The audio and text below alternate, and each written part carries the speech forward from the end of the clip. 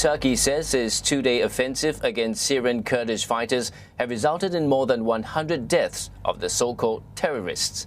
The U.S. allied Kurds have fought alongside American forces to bring down Islamic State in Syria. Turkish President Recep Tayyip Erdogan did not elaborate on the casualties. Thousands have fled their homes since Turkey began its air and ground assault on Wednesday. Kurds have also responded by shelling towns on the Turkish side of the border. A UN Security Council meeting has been set to discuss the conflict.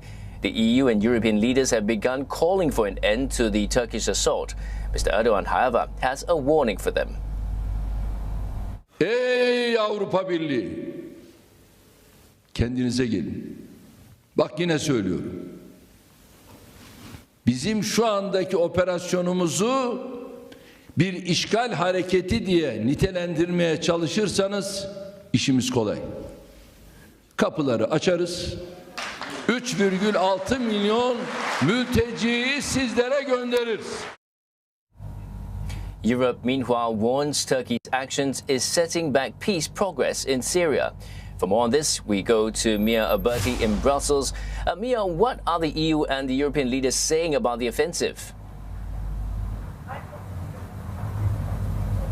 Well, we've seen very strong reactions throughout the day and yesterday as well.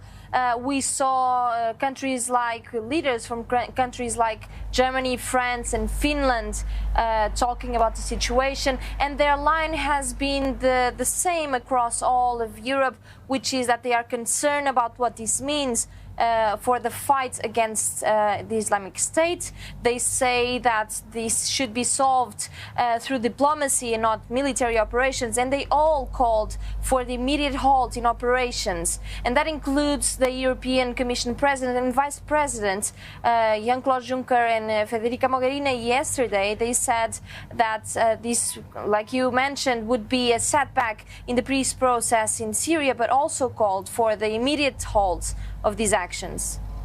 So what impact do you think will the conflict have on the EU and European countries' relationship with Turkey? Are we expecting sanctions perhaps on this?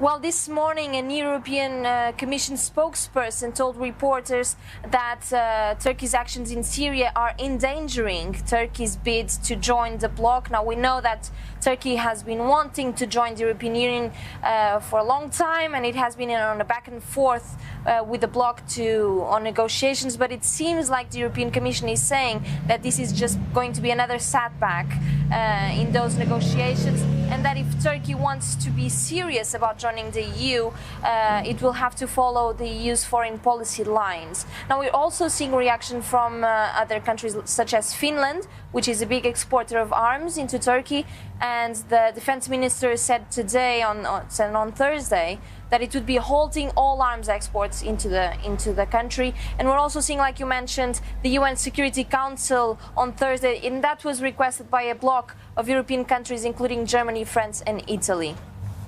Now, we also understand that President Erdogan has threatened to send Syrian refugees to Europe. Has there been any response to that?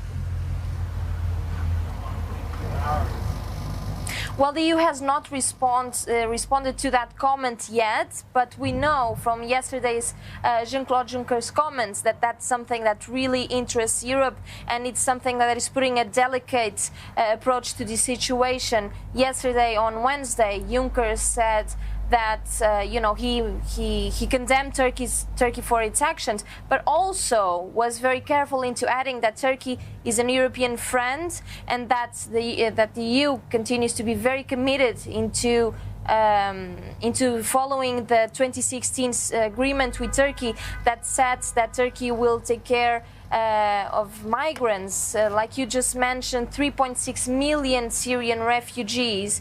And so we know that that's a big problem in Europe. It has been a discussion even this week here in the European Commission. So we know that there is a very big interest in maintaining good relationships with Turkey at this moment. Many thanks, Mia, for that update. And I've been talking to Mia Alberti in Brussels.